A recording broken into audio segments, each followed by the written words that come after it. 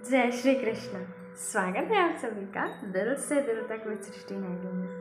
तो आज मैं आपको राजा की कहानी के आगे के अंश में लेके चलूँगी कि किस तरह राजा जब चिड़चिड़ा और बहुत ही ज़्यादा गुस्सैला हो गया था तो उसने अपने मंत्रियों को बुलाया। उसमें से एक मंत्री को एक बहुत ही अच्छी तरकीब सूझी, कुछ उसने सोचा। उसके बाद वो सीधा रानी के पास गया। रानी के पास जाते ही उसने ये पूछा कि हे महारानी, ये बताइए आप महाराज को क्या खिलाती हैं।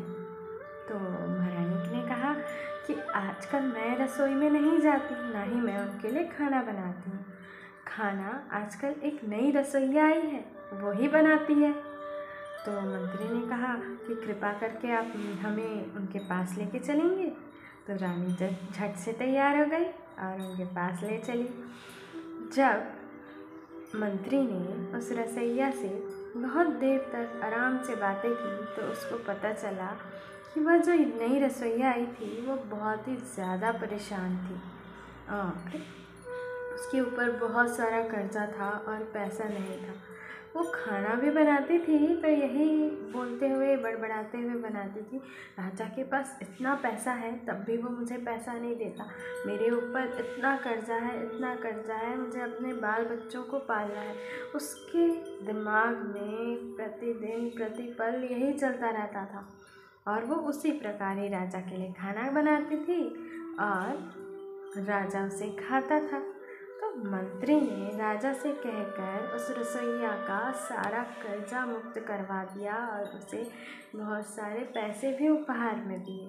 उसके पश्चात जब वो रसोइया खाना बनाती थी तब सब कुछ आनंद ही आनंद सा रहता था और राजा पहले की ही तरह बहुत खुश हो गया था, क्योंकि अब रसोइया के दिमाग में कोई भी चीज़ से नेगेटिव वाइब्स नहीं आ रही थी। वो राजा को हमेशा अब थैंक यू कहती रहती थी, बहुत धन्यवादी थी कि राजा ने उसके लिए इतना ही कुछ किया और वो इस तरह राजा के लिए खाना बनाती थी जो अच्छे वाइब्स उसके खाने में जाते थे और राजा को खिलाते थे। तो ये कहानी की शिक्षा ये है कि जो खाना और पानी होता है ना, वो सबसे स्ट्रॉन्ग एलिमेंट होता है किसी भी चीज़ को ग्रहण करने का।